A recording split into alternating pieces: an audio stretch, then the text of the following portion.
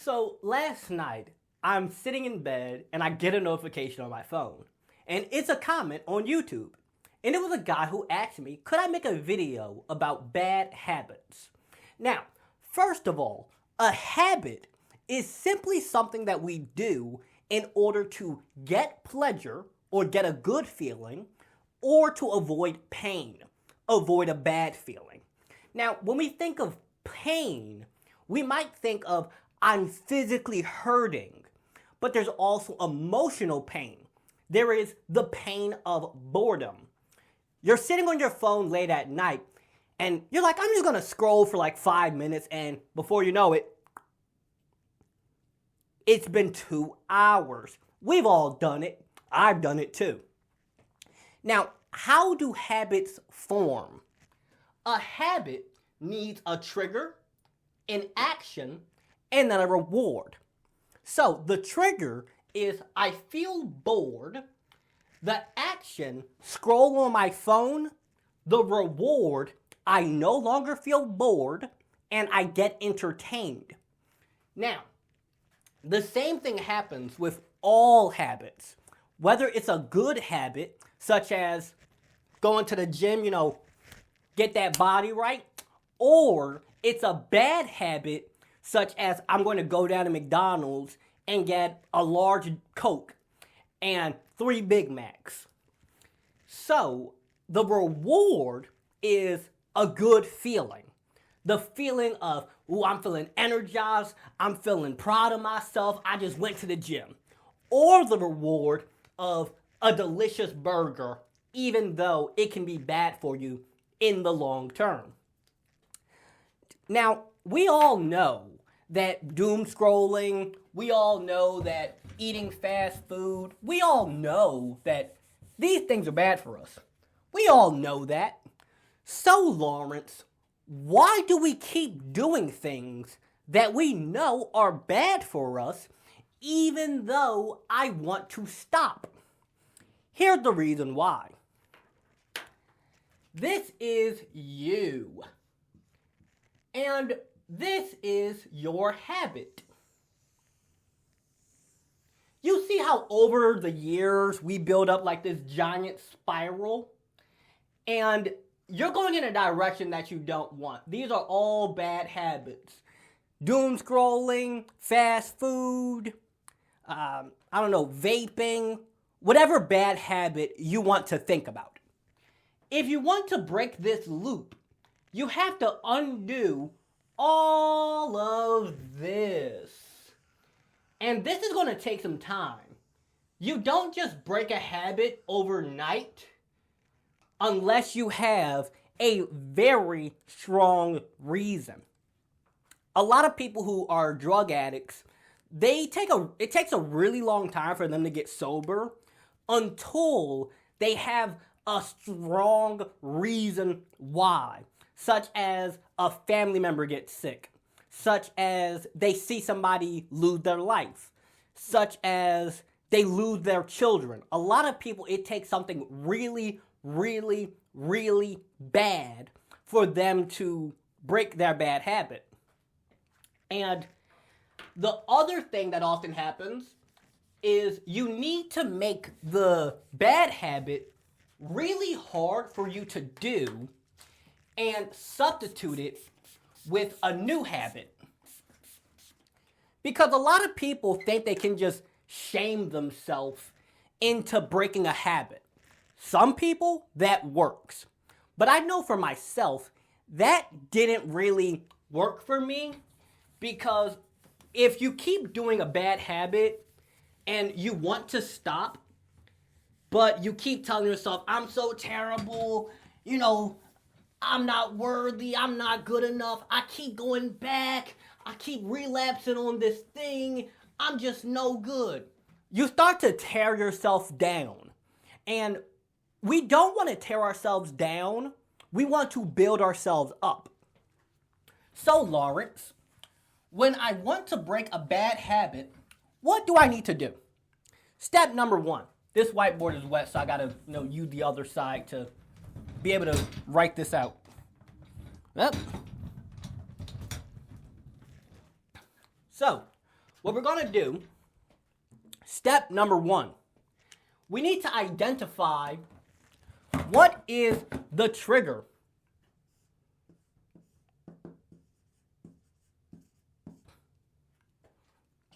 So when it's something like doom scrolling, ask yourself, when do I do it? Why do I do it? Is it a certain time of day when I do this, such as I get home and then I grab my phone and before I know it, 2 hours have gone by because I just keep scrolling? Is it when I feel bored? Is it a certain location, such as inside of my math class, for example? Is it a certain day of the week? Is it when I feel hungry? What is the thing that happens before I do the action?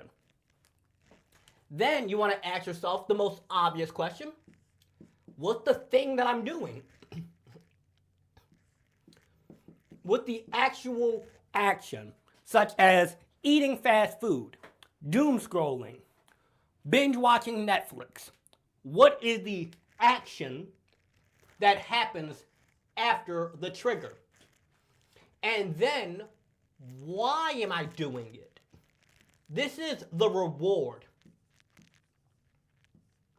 Now, the reward can be getting something good, such as feeling better, not being hungry. Not being hungry could also be considered avoiding pain. So we'll think of something like tasting good, delicious food, for example. Feeling excited, feeling happy, not being bored, things like that. That's the reward. It could also be avoiding something bad, such as I don't want to physically feel hungry. I don't want to feel bored. I want to not feel sad anymore. I want to feel lovable. I want to feel like people care about me. So the reward is either you're trying to get something good or avoid something bad. Now, once we know what we're trying to get, we have to remove the bad habit. So let's say bad habit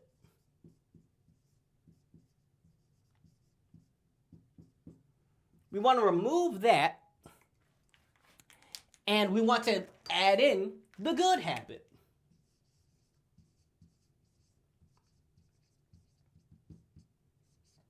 Let's put a check mark there for that.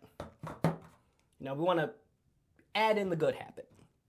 Because when people try to remove a bad habit, it's kind of like having an empty space and it needs to fill up with something.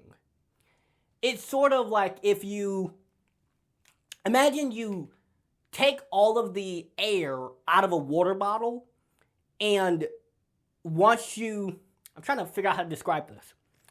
Imagine if you took the air out of a water bottle. Well, you empty the water out of the bottle. Now you have an empty bottle. Air is going to fill up that bottle because empty spaces need to be filled with something. And when we remove a bad habit, we need to still get the feeling and the reward that the habit was giving us. So if the trigger is I feel really bored, the bad habit is doom scrolling, and the reward is I want to feel entertained, I want to feel excited.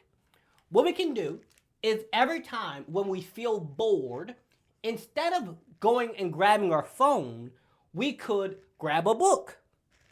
And then the action is read the book. Then the reward is I feel entertained. Now, at first, this is going to be very hard because your brain is used to doom scrolling. It is not used to reading a book. And when you compare the two, the excitement of doom scrolling is like this high. The excitement of reading a book at first is like this. But over time, you kind of lose your appetite for doom scrolling, and you gain your appetite for reading the book. And because you've now created a new pattern where I feel bored, I grab a book, I read the book. I feel bored, I grab a book, I read the book. Over time, this builds up a new habit, and your brain will learn to start reading instead of scrolling. Another thing that you could do is you could go to the gym, you could journal, you could listen to music, you could do some push-ups, you could call a friend. You have to figure out what is the reward of the bad habit I'm currently doing, and what is a healthier way that I can get that feeling without using the bad habit. A lot of people, one of the bad habits that many people are telling me that they have is eating junk food. You know that the Big Mac is bad for you, but oh my gosh, is it so good. Like, I used to work at McDonald's, so I know what's in that burger. And if you knew what was in that burger, you wouldn't want it. But the problem is that we can get so used to doing the exact same thing every day, just like this, over and over and over and over and over. And our brain actually builds these physical connections that tell us to keep doing that. And in order to break a bad habit that we've had for years and years and years, you have to quite literally rewire your brain. A lot of people as well, for people such as smokers, they have the identity of I am a smoker. This is one where it can get even more difficult because in addition to the habit of trying to get a certain reward, they have an identity associated with the habit. And what makes this very difficult is that whatever you put after I am, you're labeling yourself as that. So if you say I am a smoker, you are a smoker. It's not I have the habit of smoking. It is not I am someone who smokes. No, I am this. And you are boxing yourself into that. It's sort of like if somebody said, my name is Lawrence. My name's Lawrence. Like, you can't change that. You could change it on paper, but my name's Lawrence. So when people have a bad habit and they keep saying, man, I just can't stop smoking. I just can't stop. The brain goes, okay, we can't stop. I am a smoker. Okay, you're a smoker. I am this. Okay, you're that. And it builds this up. So now you don't just have a bad habit, you have an identity level issue. And in order to change the identity issue, we have to do some much deeper work. We have to look at, what am I saying about myself? Because if you keep telling yourself something about yourself, you will keep believing that thing about yourself. And because I am a smoker, I smoke. Because I am not a smoker, I don't smoke. You get what I'm saying? So, take a moment and ask yourself, do I just have a bad habit, or do I have an identity problem? And this isn't about you as a person, it's about what you believe about yourself. So for me, I go to the gym every single day, pretty much. Like, there's very few days when I don't go. Why? Because I am someone who loves going to the gym. Like, I love doing that. And it's not just I love the feeling of it. It's not just I have the habit of going to the gym. No, I am someone who goes to the gym. I am someone who loves going to the gym. I am someone who likes to eat healthy food. I am insert whatever thing. So how do you do that? Very, very simple. We ask ourselves, what is the identity that I want to create? So when you think of your habit, let's think, I am smart. We'll use that. That's a really easy example for me to break down. I am smart. You want to be somebody who's smart. So because I am smart, what do smart people do? They read. They study. I don't know, maybe they go to tutoring. They ask questions. You ask questions to the teacher. You might have like a after school math club or something. So let's think after school club.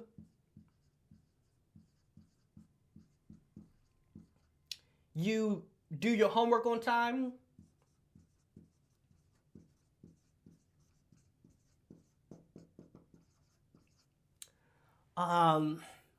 You don't stay up until 2 in the morning playing video games. So let's say time management. And we could just keep going down the list of things that are associated with the identity that we're trying to create. So, what does this mean? What this means is that there is a big difference between a bad habit and a bad habit that is the result of an identity that is causing that habit. So, people who say that, man, I have a lot of people who comment on some of my videos, man, I just can't stop smoking. I just can't put it down. I just can't. What's actually happening isn't that this person has a bad habit. It's that they have the identity of, I can't stop smoking. I can't put it down. I can't stop. So the brain hears, oh, well, we can't stop, so we're not going to stop. Like, if you tell yourself that there's no way I can get better, the brain is going to go, okay, then we just won't. Like, we've been doing this for the last 20 years, so why stop? And when you change an identity, everything else changes. Why do I not smoke? Because I am not a smoker. Like, I am not someone who smokes. That's why I don't. Never have, never will. That's why I am not that kind of person. Why do I go to the gym every day? Because I am somebody who loves going to the gym. I just felt like showing off for a little second there. But the reason why I go to the gym every day is because I just love doing it. It's not that I have a habit of doing it. It's that I am the kind of person who does it. It's an identity.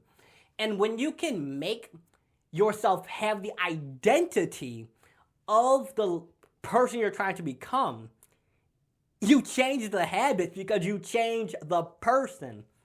And the way you can do that is you start taking little actions every day, such as if you want to be someone who I am smart, you start reading, you start studying, you start going to tutoring, you ask the teacher questions, you join an after-school math club, you do your homework on time, you manage your time properly, you do the things a smart person would do. And every day you tell yourself, I am getting better at this thing. I am becoming better at this. And what this does is over time, your brain goes, oh, we're becoming better at that? Why? Like, where's the proof? Oh, well, we read today, we studied, we went to tutoring, we asked the teacher questions, we joined an after club, we did our homework on time, and all of these little things to your brain goes, oh, that's true, we did that. And little by little by little by little, you build up the person you're trying to become, and you start to break down the person that you no longer want to be. It's a law of the universe that Matter cannot be created nor destroyed. It can only be transmutated. Transmutation is the process of turning one thing into another thing. You can think of taking ice and turning it into water and turning it into steam. You're not changing the thing itself, you are changing how it is positioned. So, in order to go from the bad habit to the new habit, we have to remove the bad and put in the good. You cannot have an empty space. It will collapse on itself. And this is why a lot of people, they stop the bad habit and then they go back to it because the void is still there. And the brain only knows how to fill it with what it already knows. And even though we ourselves know that the bad habit isn't good for us, the brain doesn't think that. Your brain thinks in terms of life or death. And it doesn't really understand long-term planning. It understands what's good right now. This is why people, even though they know that eating a Big Mac is unhealthy, they still do it because I'm hungry right now. And the consequences don't happen right now. They happen like way down there. And the brain doesn't understand that. It only understands today. It only understands right now. So every time that we catch ourselves about to do the bad habit, when we notice, oh, I'm getting bored, I'm reaching for the phone, I'm about to doom scroll, you got to put the phone down and you got to pick up the book. And over time, the brain starts to realize that, oh, we don't do that thing anymore. We do this new thing.